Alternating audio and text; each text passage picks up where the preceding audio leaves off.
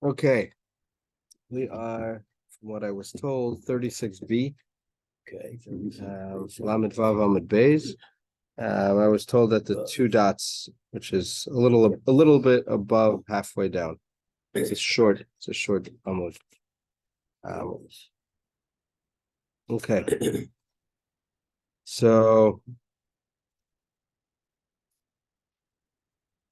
Okay, so the Mishnah said that there are certain halachas that apply, certain aspects of bringing a korban that apply only to men, not to women, including tenufa, smicha, and tenufa, which is resting your hands on top of the korban or lifting up parts of the korban, and with the exception of mincha sota unazira, the mincha brought by a sota, so the korban mincha, the flour offering brought by a sota, and the mincha brought by a nazira, by a woman who's a nazir. Okay, so Amalei Rabbi Eliezer, Rabbi Yoshia the Dare, Rabbi Eliezer said to Rabbi Yoshia of his generation, meaning Rabbi Yoshia, his colleague, which is Rashi explains that there was a different Rabbi Yoshia who was a Tana, who was actually from a Mishnaic period. So we're to distinguish between the two of them. We say Rabbi Yoshia the Dare, Yoshia, his colleague, meaning an Amora. Don't sit down until you explain to me this point. So how do you know that the mincha, the korban, the flour offering of a sota needs tenufa, needs to be raised up in front of the mizbeach? Says the Gemara Minalan, begufa ksiv. Says the Gemara, it says explicitly in the pasuk, v'heinifes hamincha, and you shall lift up the korban mincha. Ela tenufa beba'alim minalan. So rather, the question was, how do we know that the owner, the person bringing the korban, has to be the one to lift it up? Says the Gemara, Asya yad mishlamim. We make a hekesh that it says the same word, a hekesh or gzera shava, from the word yad by shlamim. That says the hand, and it's telling me that the hand means the hand of the owner. Ksiv hacha v'lakach hakohen miyad ha'isha. Here it says the kohen shall receive the mincha from the hand of the woman. Ksiv hasam yadav tiviena, and by shlamim, by a korban shlamim, it says that his hand shall bring. Makan kohen afla halon kohen. Just like over here, it says the kohen shall be the one to do tenufa. So too by the shlamim, it says the kohen shall be the one to do tenufa. Ma'ala halon balim afkan balim. But on the to the contrary, just like it says by shlamim that the owner shall be the one to do tenufa, here too the owner shall be the one to do tenufa. Now, how is that possible? Haketzad kohen machnis yado tachas yad bailim umenif. So both of them will do tenufa together. A kohen shall place his hand underneath the hand of the owner, umenif, and they shall lift up the korban together. Okay, ashkechan sota. So we see that applies by a sota nazira minalan. How do you know that applies by a nazira as well? Asya kaf kaf misota. So we make a gzera shava from the word kaf, from the palm of the person. Just like there, it says the palm by a sota, and it says the palm of the owner by a nazira. Is telling me that both of them need tenufa. They both need to be lifted up, and it needs to be done by both the owner and the kohen. How is that possible? So they would do tenufa together. Each one would place place the right hand on the korban mincha, and they would lift it up together. Okay. Continuing now onto an entirely new topic, the Mishnah says, just as the past Mishnahs were going through the defining characteristics of different mitzvos. So we went through mitzvos that apply to mitzvos that are time-bound, that apply only to men as opposed to women, mitzvos that a father has towards a son or a son towards a father, right, or a child towards a parent. So now the Mishnah is going to distinguish between what we call mitzvos hataluyos ba'aretz, mitzvos which are dependent upon the land, and mitzvos which are einan taluyos ba'aretz, which are not dependent upon the land. So the Mishnah says, kol mitzvah shehi taluya ba'aretz, any mitzvah which is dependent upon the land, and the Gemara is going to explain what that means. Eina noheges ela ba'aretz. It only applies in Eretz Yisrael. V'she'eina taluya ba'aretz, and those mitzvahs which are not dependent on the land, noheges ben ba'aretz ben b'chutz la'aretz, they apply both in Eretz Yisrael and in chutz la'aretz. Chutz, with the exception of chutz min ha'orla, going on to 37a, chutz min ha'orla, with the exception of orla, which is that the first 3 years that the first 3 years after a person plants a tree, the first 3 years of crop are forbidden to be eaten. So that halacha applies even in Chutz La'aretz, even though it's something which is dependent upon the land. Nevertheless, it applies in Chutz La'aretz.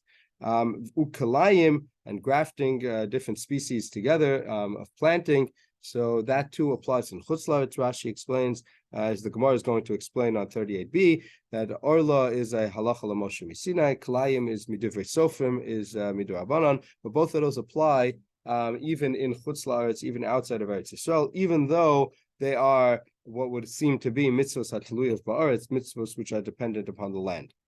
Rabbi Eliezer says, Af ha-chadash, also chadash, which is the halacha that it's forbidden to be eaten. We're not permitted to eat from the new grain prior to bringing the korban omer on the second day of Pesach. So any grain that goes prior to that is forbidden to be eaten.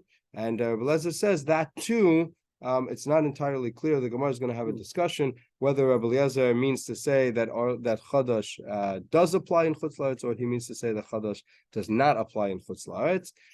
So the Gemara is going to clarify exactly what his statement is. Okay. The Gemara now wants to clarify the Mishnah statement, Teluyos ba'aretz, mitzvahs which are dependent upon the land. What does that mean? My teluya or my she'ena teluya. So beginning on the second line, the Gemara is my teluya or my she'ena teluya. What does it mean dependent upon the land or not dependent upon the land?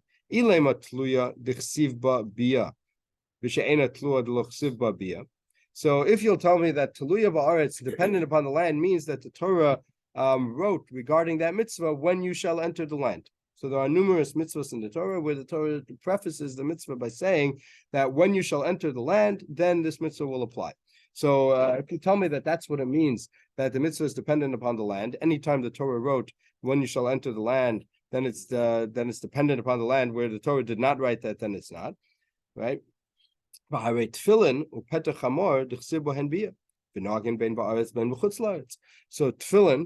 the Torah says when you shall enter the land, right? If you look at the parshios of tefillin, at least the other two parshios, not the parshios of Kriya Shema that we say, but the parshios of Vahaya Ki Yaviacha and Kadosh Li Kol B'chor, which are the other two, right? There are 4 parshios that are included in the tefillin, four paragraphs that are written in the tefillin. The other two, aside from the parshios of Kriya Shema, the other two state clearly that tefillin applies when you enter the land, right? Now, and similarly, Petach Hamor, that when you have a firstborn donkey, that you have to transfer it to a sheep. Right, you have to swap it with the sheep and give the sheep to the kohen. So there too, the Torah says when you shall enter the land, right? And there it's not a mitzvah which is dependent upon the land.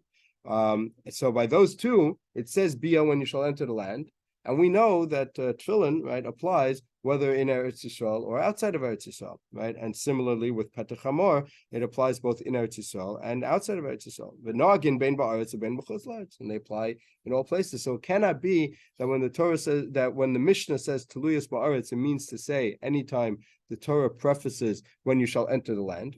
Can't be that that's what the defining characteristic is.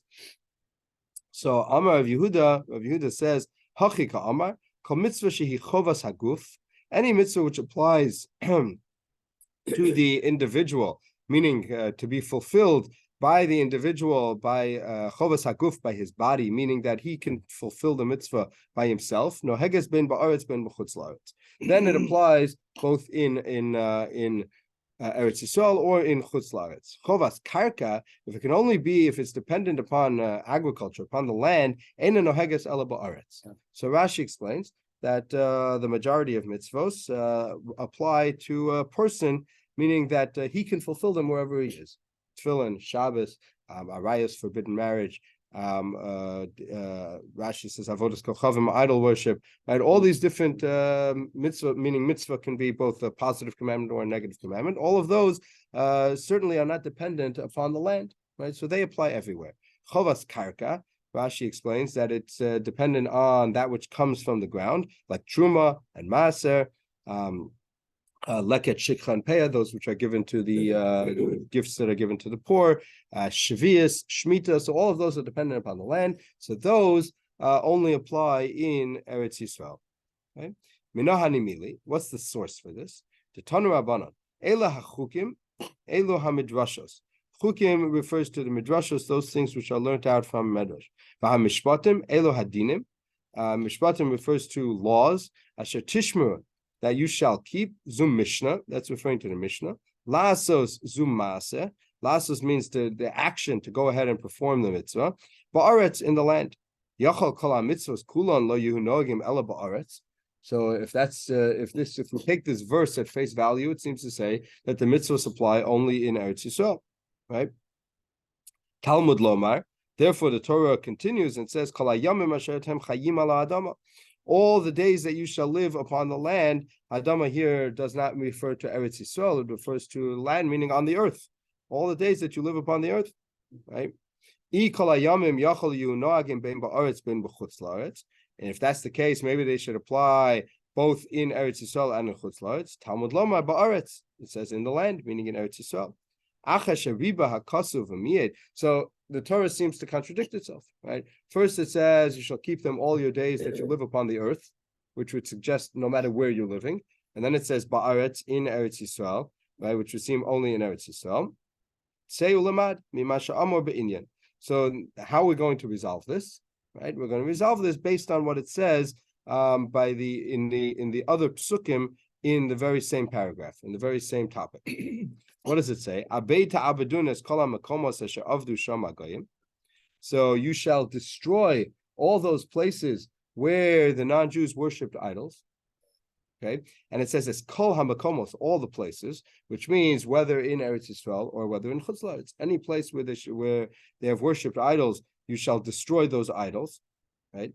Ma avodas kachavim miyuchedes, just as idol worship is singular, shehi chovas haguf, it applies to the individual, right? An individual is forbidden from worshiping idols. And everyone agrees that the prohibition of idol worship applies both in Eretz Yisrael and outside of Eretz Yisrael. Therefore, we're going to learn out by extension that anything which is a chovas haguf, anything which applies to the individual, that meaning that can be fulfilled by the individual without dependence upon the land, noheges ben ba'aretz ben b'chutz la'aretz, that applies both in Eretz Yisrael and in Chutz La'aretz. Okay. Again, with the distinction of those which are teluyos ba'aretz, those things which are dependent upon the land, meaning essentially they're agricultural, that they come from things which are growing in the land, that applies only in Eretz Yisrael and not in Chutz La'aretz. Okay. Chutz min ha'orla v'hakilayim. So the Mishnah said with the exception of orla and kilayim that they apply even in Chutz La'aretz, despite the fact that they're dependent upon the land. And Rabbi Eliezer said afe chadash, also chadash. Okay? So the Gemara now is going to explain Rabbi Eliezer's statement. Iboya lahu. Gemara poses a question. Rabbi Eliezer lekula polig or lechumra polig? Okay, is Rabbi Eliezer coming to be stringent, or is he coming to be lenient? Okay, what does that mean? Meaning, when he said afe chadash, also chadash, does he mean to say that also chadash only applies in Eretz Yisrael, and he's a leniency? Okay, meaning according to the Tanakama, chadash would have applied even in Chutz La'aretz, and Rabbi Eliezer says it applies only in Eretz Yisrael. Okay, or to the contrary, according to the Tanakama, chadash does not apply in Chutz La'aretz, and Rabbi Eliezer is coming to be stringent, and he's saying that it does apply in Chutz La'aretz. So which way is the machlokas going? Okay? Which way is the dispute? Right? So says the Gemara, l'chumra polig. First, the Gemara says perhaps he's coming to be stringent. V'hachi ka'amar Tanakama, and this is what the Tanakama, meaning the first opinion in the Mishnah, said as follows: Chutz min ha'orla v'hakilayim, that with the exception of orla and kilayim, the hilchas gemirila. Okay, that the halacha l'Moshe Sinai teaches me, even though I would have said that orla and kilayim, right, clearly are things which are agricultural. They depend upon the land, so they should only apply in Eretz Yisrael. Nevertheless, the halacha l'Moshe Sinai teaches me that they apply even in Chutz La'aretz, even outside Eretz Yisrael. Aval chadash ba'aretzin b'chutz la'aretz lo, but chadash, right, is not included in this halacha l'Moshe Sinai. So chadash will apply both in Eretz Yisrael and in Chutz La'aretz.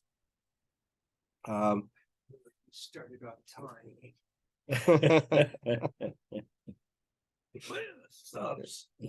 Our chadash bein ba'aretz in b'chutz la'aretz lo, my timer moshav. The Torah says moshav in the place which you are living. La'achar yerusha v'yeshiva. Okay, moshav means your settlement. Okay, the place where you are settled. Okay? What does it mean that you are settled? So it's teaching me that not only does it mean after they enter Eretz Yisrael, okay, but not only do they have to enter Eretz Yisrael, they have to actually be settled in the land. What does that mean that they were settled in the land? So it actually took 14 years, okay, after subsequent to entering Eretz Yisrael until they were actually settled in the land. 7 years of conquering the land from the nations that were living there, from the 7 nations of Canaan, and then another 7 years to actually divide up the land amongst all the different tribes, and for the tribes to settle in their land. So if it says Moshav, your settlement, la'achar yushav yeshiva mashma, it's teaching me that this halacha only goes into effect once they were actually settled in the land. Which halacha is that, Rabbi? What? Which halacha is that, Rabbi? Right now we're talking about the halacha of, we're talking about the halacha of chadash. The Mishnah was drawing a distinction between those things which are agricultural, and they apply only in Eretz Yisrael, okay, as opposed to mitzvos which are not dependent upon the land at all, Shabbos, Tefillin, similar things like that, which apply even in both in Eretz Yisrael and in Chutz La'aretz. Okay, so the Mishnah now was saying, according to the Tanakama, we're saying Orla and Kalayim are exceptions to the rule. They apply both in Eretz Yisrael and outside of Eretz Yisrael. However, Chadash, it says the word Moshav, your settlement, and that teaches me that it only applies in Eretz Yisrael. Not only does it only apply in Eretz Yisrael, it only went into effect 14 years subsequent to them entering Eretz Yisrael. Okay. V'asa Rabbi Eliezer lemeimar, and on that Rabbi Eliezer came to argue, and he says af chadash noeg ben ba'aretz ben b'chutz la'aretz. Okay, and he says no, right? On that he's coming to argue that chadash too applies both in Eretz Yisrael and in chutz la'aretz. My timer, what's his reason? Moshav b'chol makom sha'atem yoshvim. Okay, so he has a different interpretation of the word Moshav, your settlement. Right? He tells me that Moshav, to the contrary, Moshav teaches me that it's not dependent upon the land. It means any place where we're a little more than halfway down on 37a. Moshav tells me any place where you shall be settled, whether in Eretz Yisrael or whether in Chutz La'aretz. So if you have a settlement outside of Eretz Yisrael, there too Chadash will apply. Okay, so a different interpretation of the word Moshav. So according to this explanation of the Gemara, Rabbi Eliezer is stringent. The Tanakama was lenient, that Chadash applies only in Eretz Yisrael. And Rabbi Eliezer is stringent. He's saying, no, Chadash will apply even outside of Eretz Yisrael in any place where you shall be settled. Okay, so that's the first interpretation. O Dilma, or perhaps Lakula Polik. Perhaps it's the other way around. Okay, V'hachi ka'amar Tanakama.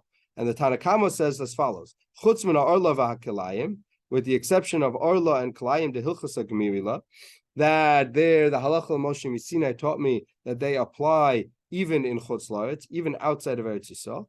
Chol sheken Chadash. And according to the Tanakama, Chadash even more so, all the more so that Chadash will apply even outside of Eretz Yisrael. Why? The Moshav, that it says the word Moshav, your settlement, Kol Makom Sha'atim Yoshvim Mashma. And that teaches me any place where you shall be settled, meaning even outside of Eretz Yisrael. Right? Again, with the important point that it says b'mosho sechem, in your places which you are settled, and it doesn't specify specifically ba'aretz in Eretz Yisrael. It just says wherever you shall be settled. So according to right now, we're saying it's possible to interpret that as meaning a settlement outside of Eretz Yisrael. Okay, and now we're saying that perhaps that's the opinion of the Tanakama. And Rabbi Eliezer says no. Chadash only applies in Eretz Yisrael, so he's coming to be lenient. The Moshav la'achar yerusha v'yeshiva mashma, that Moshav means once you are settled, meaning when you're settled in the land of Eretz Yisrael. tell me that it only took effect 14 years subsequent to entering Eretz Yisrael. Okay, so essentially what comes out is we have two opinions, okay, two interpretations of the word Moshav, right? That you can interpret Moshav to mean when you're settled in Eretz Yisrael, okay, and it's telling me they have to actually be settled there, so it's only 14 years subsequent to entering, or Moshav can mean a settlement anywhere, even outside of Eretz Yisrael. Okay, so two interpretations. The Gemara's only question is who held what? Okay, the Tanakama hold that it's even in Chutz La'aretz, and Rabbi Eliezer was coming to be lenient, saying only in Eretz Yisrael, or vice versa, Tanakama held only in Eretz Yisrael, and Rabbi Eliezer was coming to say even in Chutz La'aretz. Okay, so clearly we have two interpretations. The question is who held what? Okay. Umay af. Now, if that's the case, what does it mean even? Okay, Akamaisa is referring back to the beginning of the Mishnah, meaning the Mishnah said that anything which is dependent upon the land, anything which is agricultural, applies only in Eretz Yisrael, and says Rabbi Eliezer, Af HaChadash, also Chadash is included in that halacha. Okay, so again, the question is who's being stringent, who's being lenient. Okay, so the Gemara is going to attempt to prove who held what. Tashma, the Amar Abaye said, Mantana the Polig Alei de Rabbi Eliezer. Who is the Tanakama of the Mishnah? Right, meaning we have a Tanakama of the Mishnah that goes. It's anonymous; doesn't say who it is. So who is the Tanakama? So says Abaye Rabbi Shmuel. It's Rabbi Shmuel. The Tanya, as we learned in the Brisa, the Lamdacha. It's coming to teach me. Shekal Makom Shenemar Bo Moshav Eino Ella La'achar Yerusha V'Yeshiva. Divrei Rabbi Shmuel. So Rabbi Shmuel says, anytime it says the word Moshav, your settlement, is teaching me that this halacha only goes into effect once it's after Yerusha V'Yeshiva, after the land has already been settled, meaning it has to be in Eretz Yisrael only once the land has been settled, which means after the 14 years. That's the opinion of Rabbi Shmuel. Amalo Rabbi Akiva. Rabbi Akiva said to him, Hare Shabbos, Shenemar Bo Moshvos, V'Noheges Ben Ba'aretz Ben B'Chutz La'aretz. Right? By Shabbos, it says, you shall not kindle a flame in all of your settlements, right, on the day of Shabbos, right? So, and now everybody knows that Shabbos applies both in Eretz Yisrael and in Chutz La'aretz, right? It's not dependent upon the land, and it says your settlement, right? So clearly, the word Moshvos Sechem cannot mean to the exclusion of outside of Eretz Yisrael, right? Because Shabbos clearly applies. Amalei, so Rabbi Shmuel says to him, Shabbos mikal v'chomer asya. Shabbos can be derived. This that Shabbos applies, even in Chutz La'aretz, that applies even outside of Eretz Yisrael, that can be derived from a kal v'chomer. Ma mitzvos kalos. Noha goes ben ba'aretz ben b'chutz la'aretz. That if there are simple, right, or mitzvos which are less stringent, right, that apply even in Chutz La'aretz, even outside of Eretz Yisrael, right? So there are many mitzvahs which don't reach the level of Shabbos, meaning they don't carry the death penalty like Shabbos does, right? So they are mitzvahs kalos, and they apply both in Eretz Yisrael and in Chutz La'aretz. Shabbos chamira, Shabbos which is so stringent, lo kol shekain, and all the more so certainly it should apply even in Chutz La'aretz. Okay, so now. Mida Amar Abaye, Mantana the Poligale de Rabbi Eliezer, Rabbi Shmuel. Okay. Now, since Abaye says that, what do we gain by bringing this? Because Abaye said that the Tana who argues on Rabbi Eliezer was Rabbi Yishmael. Okay. So he says the Tana that argued on Rabbi Eliezer was Rabbi Shmuel. And what did Rabbi Shmuel say? Okay. Rabbi Shmuel said that anytime it says the word Moshav, it means only in Eretz Yisrael. Okay. That means that if Rabbi Shmuel is the Tanakama of our Mishnah, then what he means to say is that Chadash will apply only in Eretz Yisrael, meaning he's the lenient opinion. Rabbi Shmuel would be the lenient opinion. If Rabbi Shmuel is the lenient opinion, Shma Mina Rabbi Eliezer l'chumra palik. So then it must be that Rabbi Eliezer is the stringent one. Right? If Rabbi Shmuel, who's the Tanakama, is the lenient opinion, then Rabbi Eliezer, who's arguing on him, must be the stringent opinion. Shma Mina says, this is a proper proof. Right, and clearly, Rabbi Eliezer is the stringent opinion. Okay, so the Gemara accepts this proof. Okay? Michti. Now the Gemara, now that we just quoted Abaye, it comes to explain Rabbi Shmuel. So the Gemara is going to take a closer look. Whenever it says Michti, it's going back on a previous statement. It's saying let's take a closer look at that statement. So Rabbi Shmuel Ahecha Koi. So Abaye quoted Rabbi Shmuel, who said that anytime it says the word Moshvos, it means only once you're settled in the land of Eretz Yisrael. Right? What halacha was he talking about when he said this? What was he talking about when he said this statement? So Ahecha Koi, what was he referring to? An-Nesachim. Right? It was referring to the halacha of Nesachim, which is the libations that are brought with the offerings, with the korban. Okay, so when a person brings a korban, he also brings a wine libation. That's an offering that's brought up and poured on the mizbeach. Okay, so when did that take effect? When did that halacha take effect to bring these nesachim together with the korban? Meaning, we know that certainly they brought korbanos in the desert. Right? We know that many korbanos were brought on the mizbeach in the desert. We had the Mishkan, we brought korbanos. Did the obligation of nesachim take effect at that time? That when you brought a korban, you also brought this wine libation together with it, right? Or did the korban maybe applied? You brought a korban, but you didn't have to bring the nesachim until they actually entered Eretz Yisrael. So it says the Gemara, "B'nesachim bia umoshev ksiv." So by nesachim, not only does it say Bia, Rabbi, what does that mean? Bia means to, I'm about to say, Bia means to enter the land. Bo, to come in, right? So Bia means to enter the land. Moshe means to settle in the land, right? So it says, the Gemara poses this as a question, okay? Meaning the Gemara says that we said that Rabbi Shmuel was interpreting the word Moshe to mean that you have to be settled in the land, right? Meaning excluding outside of Eretz Yisrael. Right? Says the Gemara, it's not a complete proof. Because not only does it say Moshe by Nesachim, it also says Bia that you have to enter the land. Okay? So of course, there everybody would agree that it means you have to enter the land, because it says to enter the land, right? But how can you learn out from there that anytime it says Moshe, it means only in Eretz Yisrael, even when it doesn't say anything about entering the land? How can you derive that? Right? So says the Gemara, Hachi Ka'amar. We're on 37b now on the top line. Hachika Amar, Lalamed is teaching me shekol makom shenema bia umoshav eno la'elo la'achar yerushav yeshiva. You're right.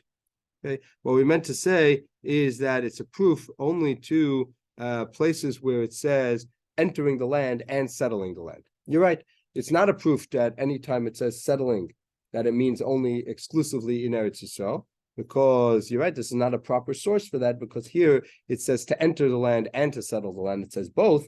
So it says the Gemara, you're right, it's only a proof to a place where it says both entering and settling the land. It would not be a proof to a place where it only says settling. Now, says the Gemara, Ihachi, right? If that's the case, right, as we're saying now, that it's not a proof for a case where it says settlement, right? It's only a proof for place where it says entering. Okay, so Amalo Rabbi Akiva, Shabbos Shenemar Bo Moshavos. What was the question that Rabbi Akiva posed to Rabbi Shmuel? The question that he posed to him was from Shabbos, right? It said, "Don't kindle a flame anywhere in your settlements on Shabbos." And Rabbi Akiva said, "Wait a minute. According to you, settlement meant only in Eretz Yisrael. Do you mean to say that Shabbos applies only in Eretz Yisrael?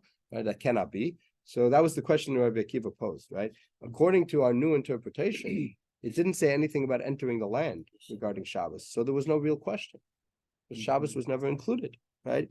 So va'amalei Shabbos kal v'chomer, and Rabbi Shmuel answered him, no, Shabbos is different because it's a kal v'chomer, right? He could have answered him much simpler. Namely, he should have said to him, "Ana bia umoshav ka'amina." I only meant to say that when it says entering the land, that there, Moshe tells me that the settlement means only in the land. But by Shabbos, of course, it doesn't say anything about entering the land, just says settlement. So there's no question at all. Right? So he could have said a much simpler answer. So it says the Gemara, Chada va'od ka'amarle. You're right. He could have said that answer. He gave him two answers. What he meant to say was as follows. Chada da'ana bia Moshe ka'amina. Number one is my statement was limited only to a place where it says entering the land and settling the land. Whereas by Shabbos, it doesn't say anything about entering the land.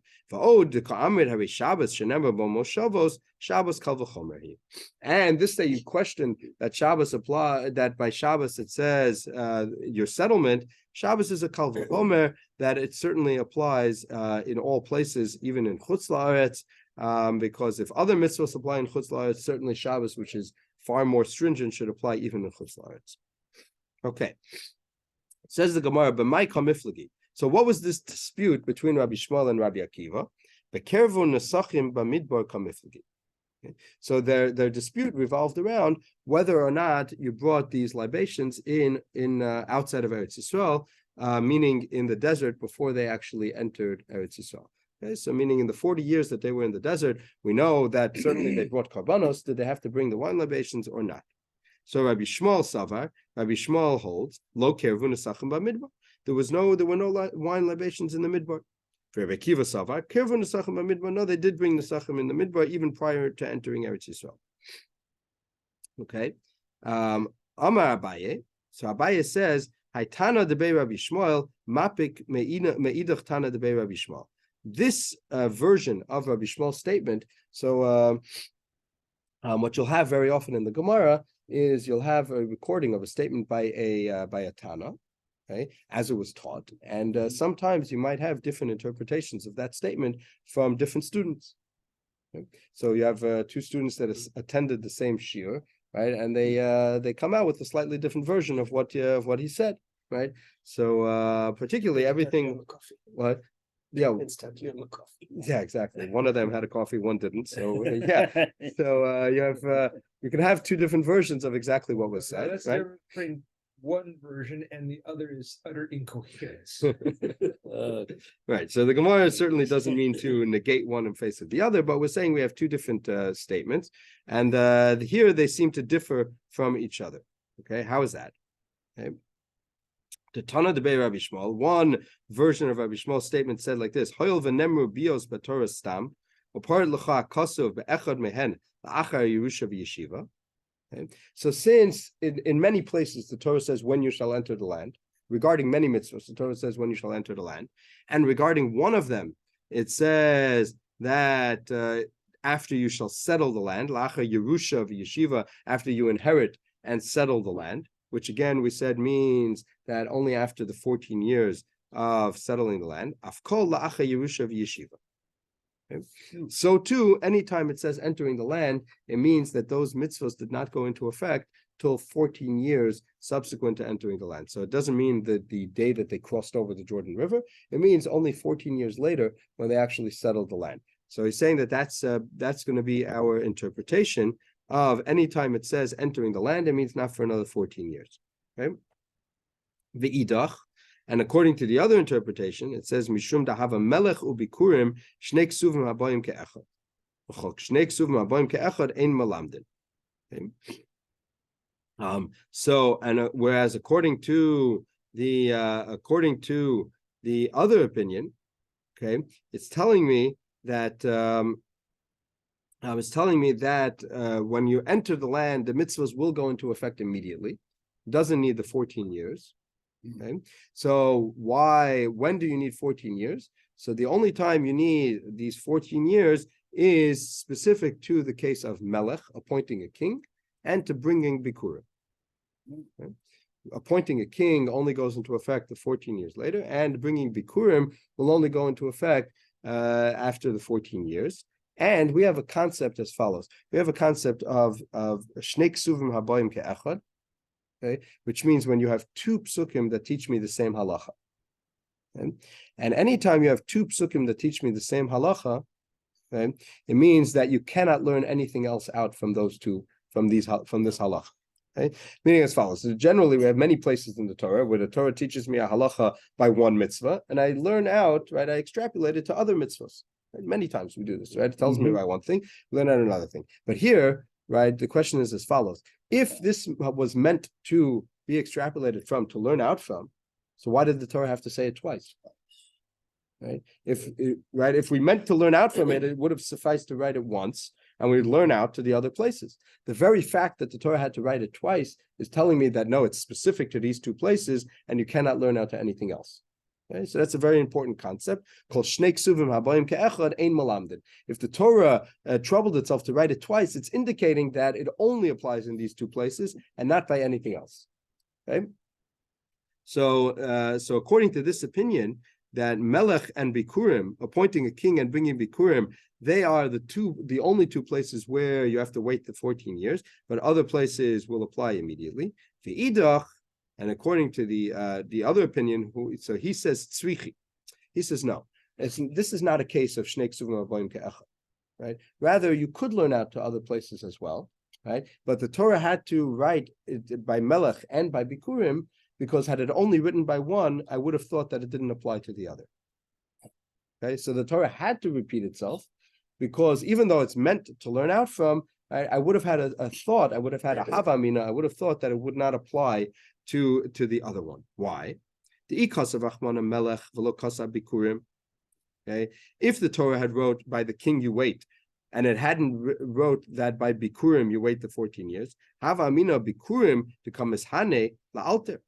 I would have thought that by bikurim is something you're benefiting from immediately, right? You're harvesting the crop, right, and you're benefiting from that crop immediately. So it makes sense that it should go into effect immediately. Why should you wait the 14 years and spend 14 years harvesting crops and not bringing bikurim? You're benefiting from it, right? So therefore, the Torah had to write it by bikurim as well. The kosav bikurim, below kosav melech. And if it had written by bikurim, wait the 14 years, but it hadn't told me that regarding the king, I would have thought that no, it makes sense to appoint a king immediately. Why? Havamina melech the darko l'kavesh. Right? I would have thought that the king is the one who leads into battle. Right? The king is the one who's going to rally the armies and lead us into battle. So it makes sense to appoint a king immediately. Right? Why wait till after you finish fighting all the wars to appoint a king? It makes more sense to have the king to rally the troops around. Okay. So says the Gemara. Now, if that's the case, v'idach nichtov rachmana melech v'lo ba'i bikurim v'ana amina. So says the other opinion says no, it's still shnei ksuvim avoim ke'echad, because it would have sufficed to tell me the halacha regarding the king, and I would have been able to learn out bikurim from there. Why? I would have said umam melech d'likavesh, that if you tell me by a king, that I would have thought that you need the king to rally the troops around, la'acha yerusha v'yeshiva, and that nevertheless the Torah says wait until after the 14 years. So bikurim lo kol shekei. So bikurim all the more so that you would have waited. V'idach, and this opinion says no. Ikosav hachi hava amina midid hava achala. I would have thought that bikurim should be similar to chala. Okay. And chala, everyone agrees. Rashi explains that chala, everyone agrees, went into effect immediately. Okay, because it says bivoachem, when you shall enter. Okay, and bivoachem we understand to mean immediately when you enter. Okay, the extra bays when it says bivoachem, when you enter, tells me it means upon your entrance. Is the way we're interpreting it. So upon your entrance into the land, which means immediately. So I would have thought that bikurim would be similar to chala. Both of them are given to the Kohen. So I would have said that one is similar to the other. So therefore, I need the Torah to tell me that bikurim is excluded, to tell me bikurim does not apply till after the 14 years, because otherwise I would have said it should be like chala, which applies immediately. Okay? Kamash malan, therefore it's teaching me that that bikurim is different than chala, and bikurim does not take effect till after 14 years, whereas chala takes effect immediately. Okay. Now, so the Gemara is finished with this discussion of Rabbi Shmuel's different opinions. Okay, and essentially we're saying that there are certain places where it takes 14 years to go into effect, and certain places where it applies immediately. Okay, now the Gemara is going back to the discussion of what it means that some mitzvahs are what we call chovas haguf, that are a mitzvah that applies to the body of the individual, meaning they can be fulfilled anywhere, in contrast to mitzvahs which are dependent upon the land.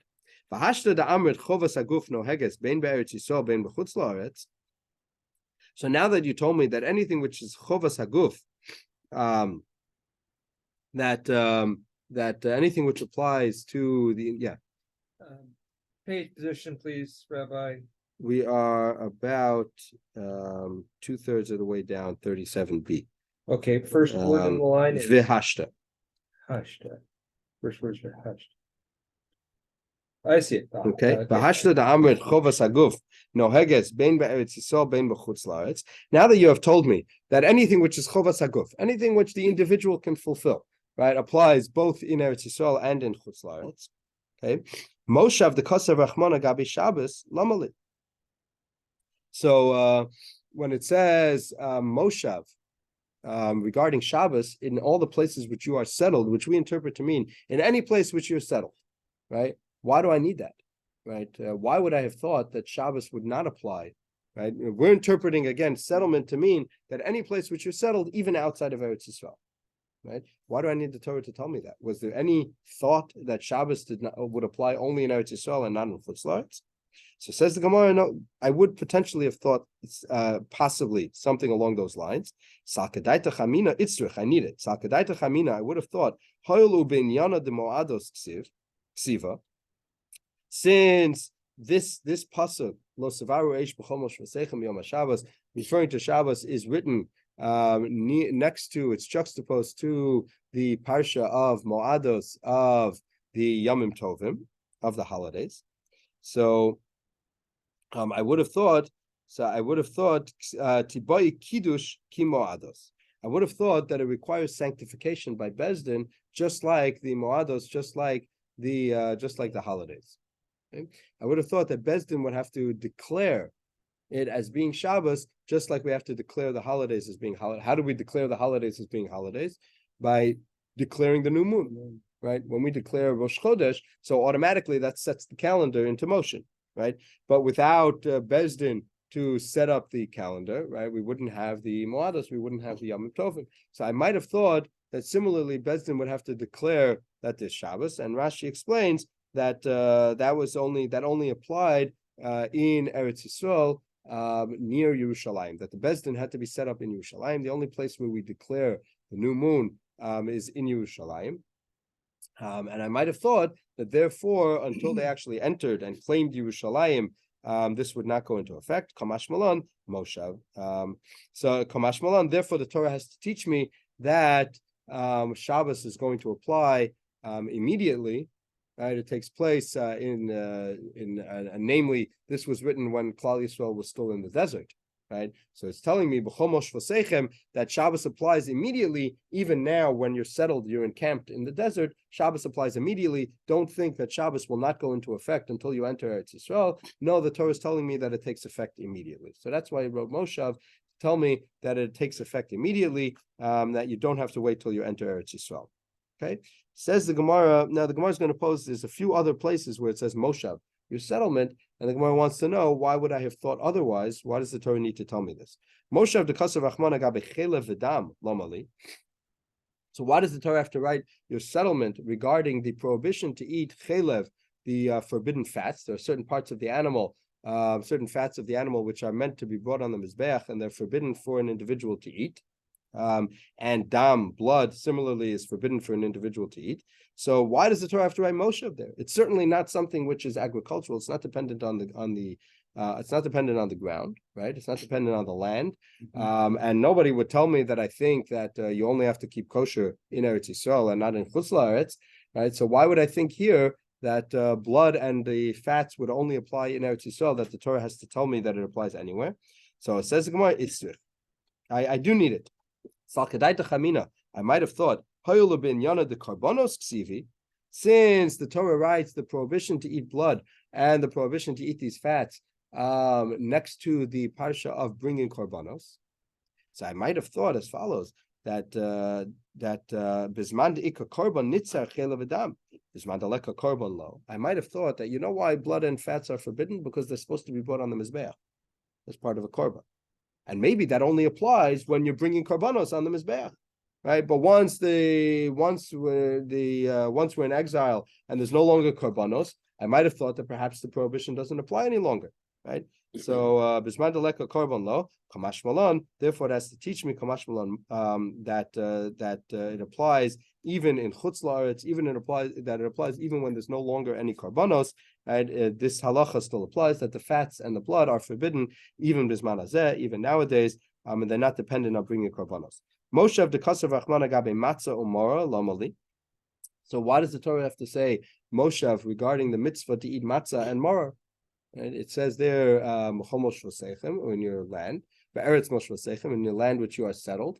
Why would I have thought that matzah and maror would not apply? Right? It's a mitzvah. It's not dependent upon the land. So why would I think that applies? Says the Gemara, I need it. I would have thought al matzos umerorim yochluhu. So since it says that you shall eat the korban pesach on matzah and maror, so I might have thought that they're dependent upon each other. Okay, that matzah and maror are dependent upon the korban pesach. Perhaps they are part and parcel of eating the korban pesach.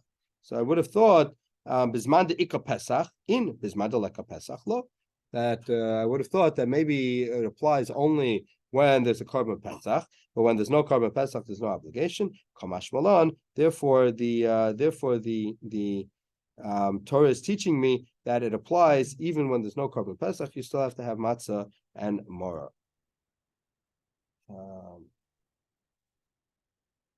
We'll do another line. Bia de kasav rachmana gabe tefillin upetach hamor lamali. Okay, so why does the Torah write when you enter the land by tefillin and by petach hamor? If certainly they're not dependent upon entering the land, right? So says the Gemara, ahumi boyale. We need this l'chiditanya, like we learned in the Brisa, the Bei Rabbi Shmuel. Asay mitzvazu shebishvila tikanis la'aretz. Do these mitzvos that in their merit you shall enter the land. Right, so it's telling me that these mitzvos are mitzvos which you're going to need their merit in order to enter the land. So it's not telling me that the mitzvah only goes into effect once they enter the land. To the contrary, it's telling me start performing these mitzvos now, and in their merit you'll be able to enter the land. Okay, this is 6:20, right?